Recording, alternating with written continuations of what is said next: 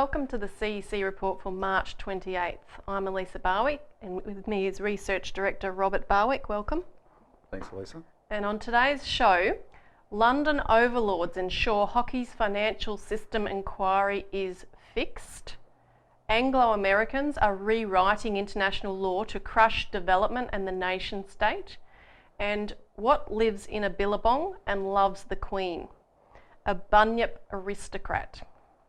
So firstly today, London overlords ensure hockey's financial system inquiry is fixed. Now, we put out a media release on this subject of hockey's financial system inquiry yesterday, Robert, and this release revealed the pedigree of one of the 4 international advisors that hockey has chosen here, Sir Michael Hintz. Can you give us a sense of what we're dealing with in this guy? Yeah, well, what hockey's done is he's let some of the most important representatives of the London financial system have direct oversight of what we're going to do in Australia with this new financial system inquiry.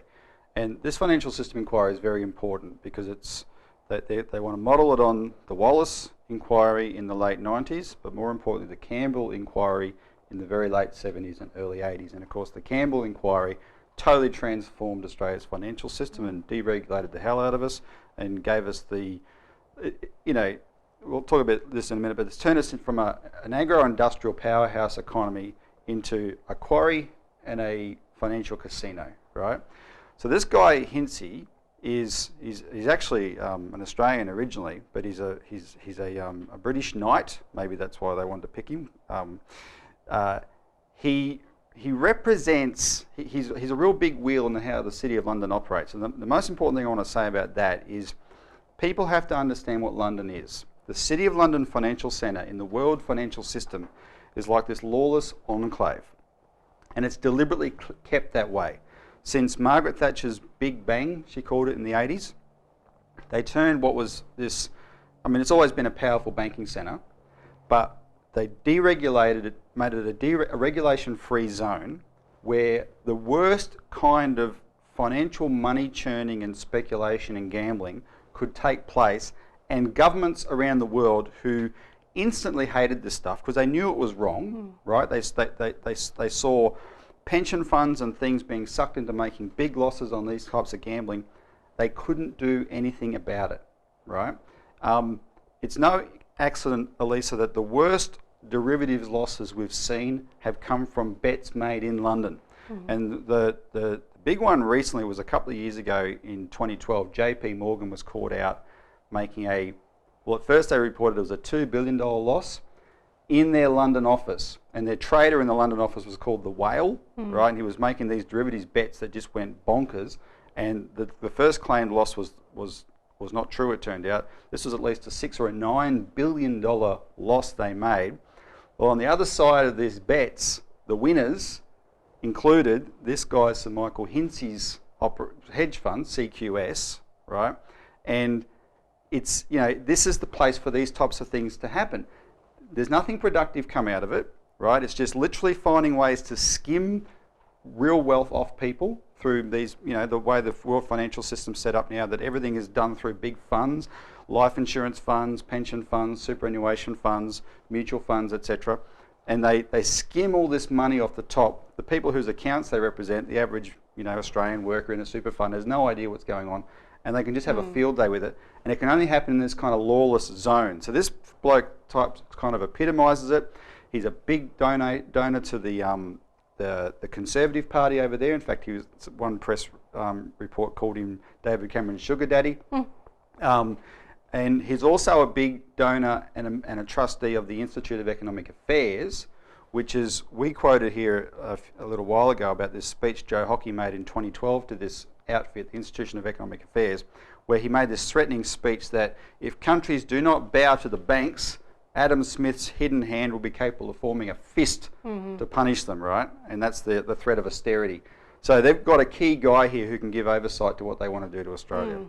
And one of the themes of all of these subsequent financial inquiries has been reshaping Australia's identity as a post-industrial nation. And in fact, there's been a report just put out by ANZ Bank which stressed that Sydney can become a major financial capital for all of Asia, major trading centre for currencies, for investment and so forth, that we have the expertise to do this. This is our forte.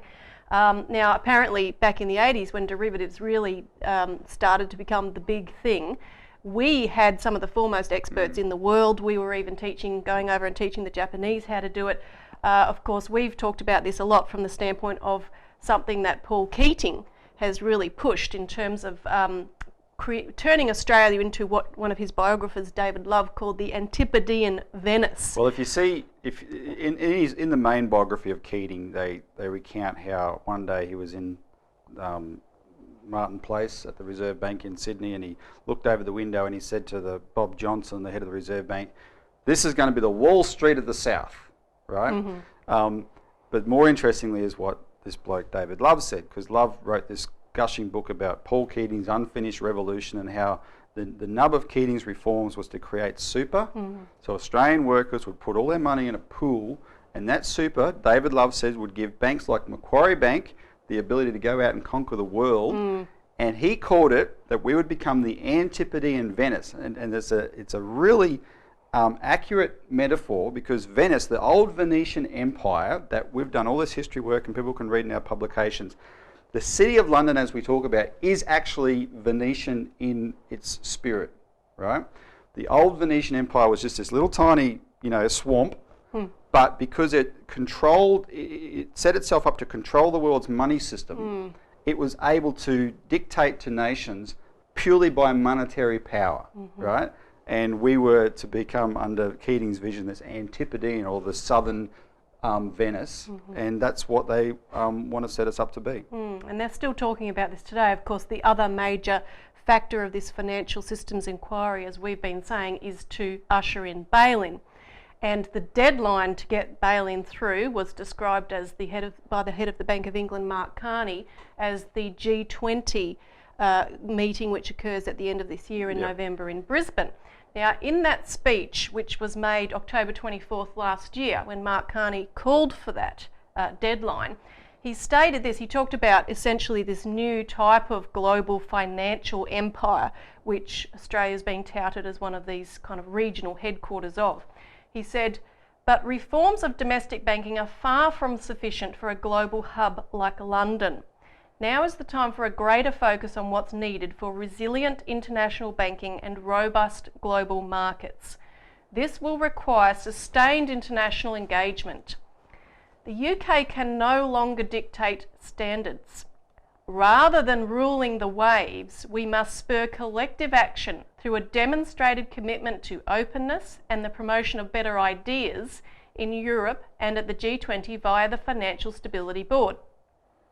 Without a credible means to resolve failing banks, regulatory balkanisation will continue as national regulators seek to protect their own interests, threatening the efficient operation of the international financial system and accordingly London's competitiveness." Well, what you got there in that statement by Mark Carney, this is the mission statement of the modern British Empire, right? This is the British Empire. We've quoted here in the past. In their own words, they see themselves as an informal financial empire, and it's the Venetian model, as I said. They want to dictate through monetary power, and he's saying that national regulations get in the way of that. Because what is, when he says continue as national regulators seek to protect their own interest, what is the interest of an APRA or a Reserve Bank? Well, the twits that work there, they don't really have their own interest. The interest is the people of Australia.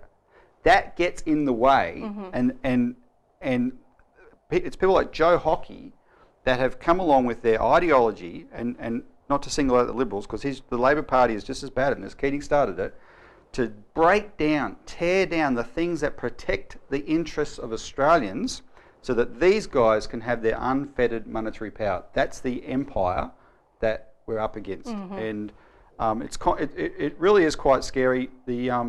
Just quickly, last week, the Europeans set up what they call a single resolution authority, so that in Europe now, it's now there, this entity, the Financial Stability Board he talks about, can dictate to nations how banks inside those nations get resolved.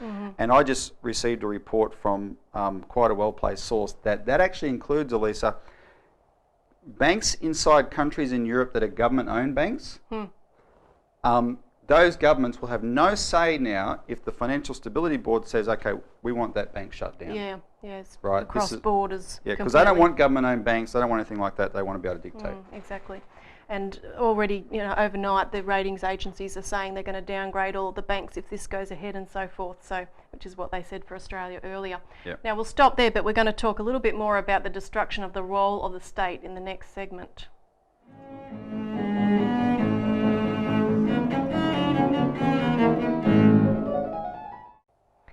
Welcome back to the CEC Report. Anglo-Americans are rewriting international law to crush development and the nation state.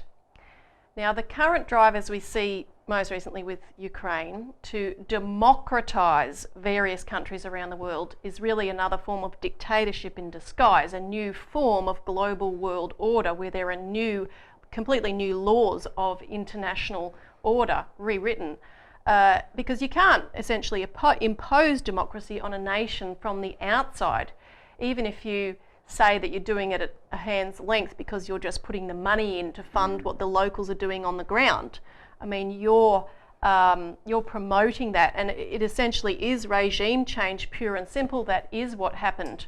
The long and the short of it in Ukraine is regime change. Yeah, and it's the policy that has been, Anglo-American policy since Bush and Cheney, right? So they use we mentioned this a couple of weeks ago, in the year 2000, this outfit called the Project for a New American Century wrote a paper saying, okay, America needs to have a strategic policy that we will preemptively strike potential rivals who might become a threat to us, so that we can remain the world's sole superpower. And it was called a Pax Americana, the American Empire.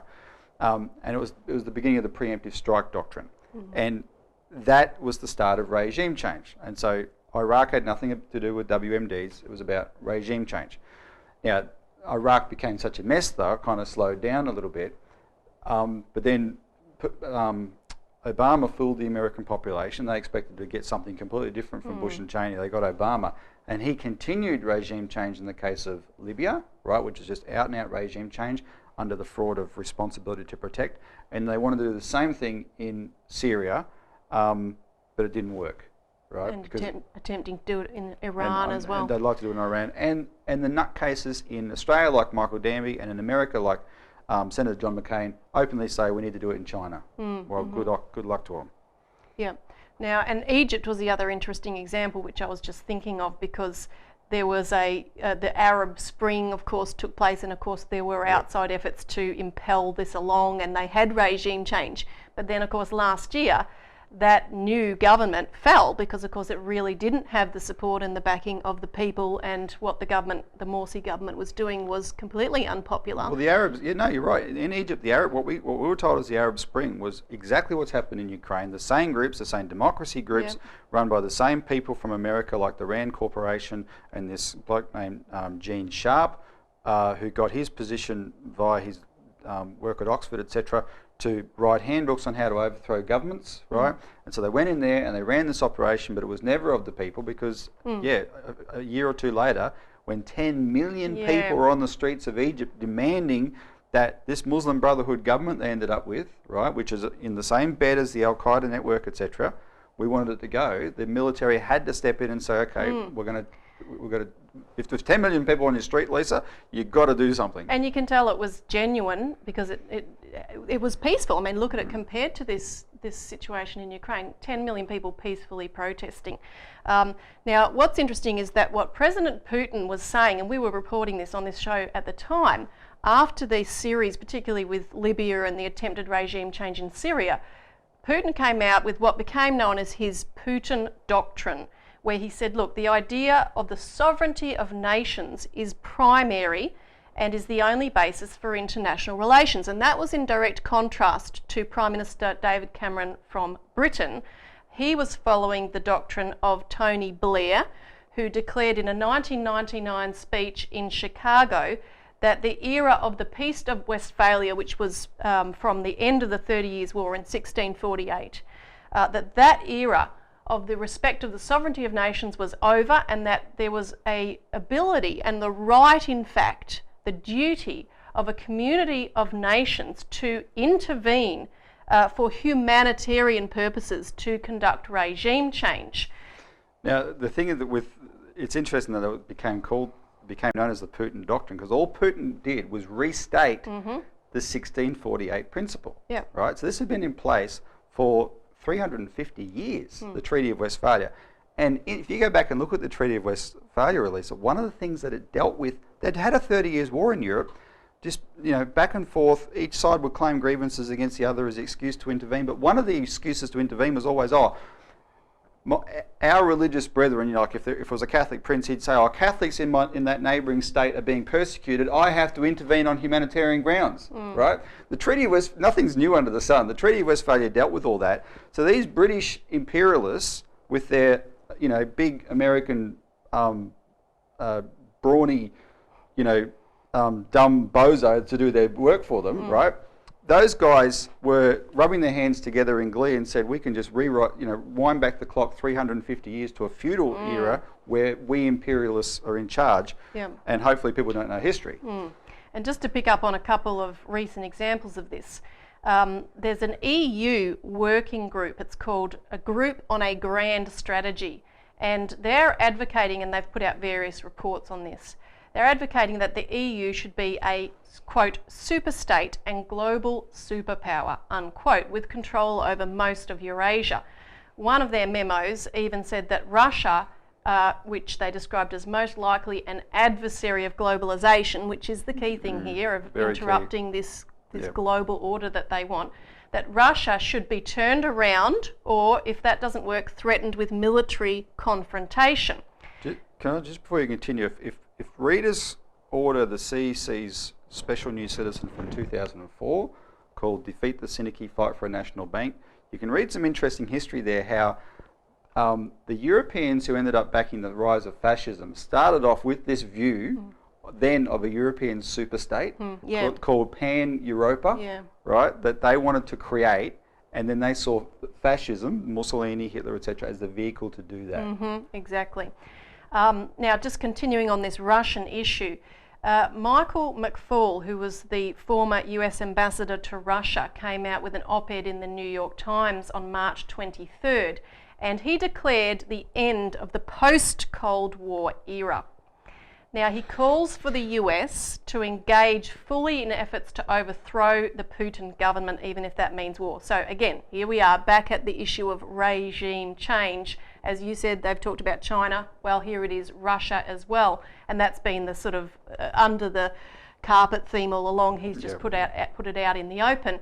Now, he said that democratic societies need to recognise Mr. Putin's role for what it is, autocracy, and embrace the intellectual and normative struggle against this system with the same vigour we summoned during previous struggles in Europe against anti-democratic governments.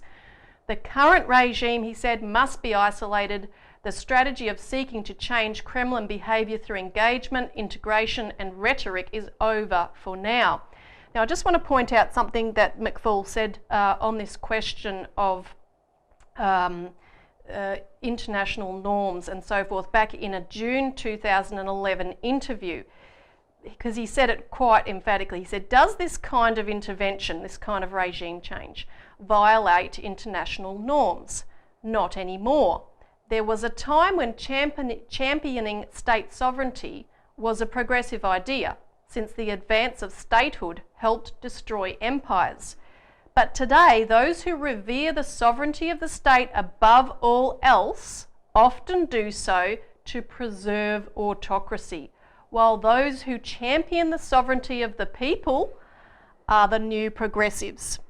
So, here they are, they're promoting the people as the key issue of sovereignty, using essentially people as the pawns to get a globalised government where they can have anyone in power in any country across the globe and conduct regime change. I wonder, Lisa, if the people of Greece feel that it's their sovereignty being championed right now, because they're just being hit with austerity. The whole thing's a fraud. We've got to stop there, but we'll be right back after this break.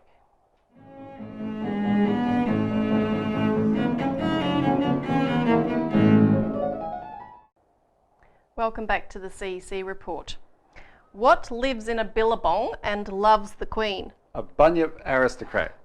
So we're talking about Abbott's return to knights and dames, but this is far more than just symbolic, isn't it? Oh, absolutely. This goes to the heart of who Australians are. Right now, the change in 1986, Elisa, with the Australia Act, you know, most of it wasn't a real change at all. There was some superficial changes, but they did ditch knights and, you know, dames then, right? The explicitly royal honours. You know, we've still got the Order of Australia system, but Australians don't like looking at the fact that we are not a sovereign country, and by virtue of our very own constitution, the royal power, the Queen, has real power over Australia. Australians like to think, oh, it's just symbolic. But then on the other hand, they like to think, but she protects our freedoms. Well, the power can't be both symbolic and enough to protect our freedoms. There has to be real power there, and there is. And you just look at the section of the Constitution that says the Queen herself can overturn any piece of legislation passed in Australia she likes within a year with no explanation. And that was put in there back in the Constitutional Convention in the 1890s because British investors wanted to make sure that when Australia federated and we had our own government, that the Australian government could never do anything that might threaten the interests of those British investors. So true to form, the Queen, who sort of serves at the pleasure of the City of London, made sure that that was put in the Constitution, right? So this is a real problem Australians have. We have to break out of this. But this question of honours is a particular way of consolidating the royals', you could say, indirect power, right? And there's recently, some viewers might have seen it, we certainly talked about it here. It was dealt with in an interesting way in the film Unlawful Killing, which is the story of the death of Princess Diana, right? And where the filmmakers really sheet home the blame back to the royal power structure. And they talk, the British producers of the film, they talk about this question of honours, because when you have it in England, the royal honours is a way of keeping the civil service in line. Everyone, they're so important, these honours. Everyone vies for them, from Elton John to, the car park cleaner, right? That you can, if you want to be seen to have the status of a royal honour, you've got to toe the line, right? And this gives the Crown, who bestows these honours, real power. We put out in one of our New Citizens a while ago an analysis of royal power in Australia, where the author, who is a top lawyer in Sydney, called it the Chameleon Monarchy. This is a monarchy that doesn't like to show its power. It likes to blend into the background. The best way, therefore, to exercise power is to have a system where the subjects of that power happily keep themselves in line, right? Yeah, exactly. And this kind of royal honours system does it. The other thing I notice about it is you have to be blind not to see that there's a huge PR push to extend the life of the monarchy around Kate and Will, right? And Kate and Will are coming to Australia very soon. And of course, Tony Abbott's got his pucker so firmly planted on the Queen's butt that he's revelling in this. It's time in Australia that we had our own Declaration of Independence, because the immortal words of that is, all men are created equal, and this is not it. And that's what a real republic, you can't just say let's have a republic debate. You have to come back to those principles, the same principles that we've discussed in upholding and protecting the notion of the nation state. Now that's all we've got time for today. Thanks for tuning into the CEC Report, and join us again next week.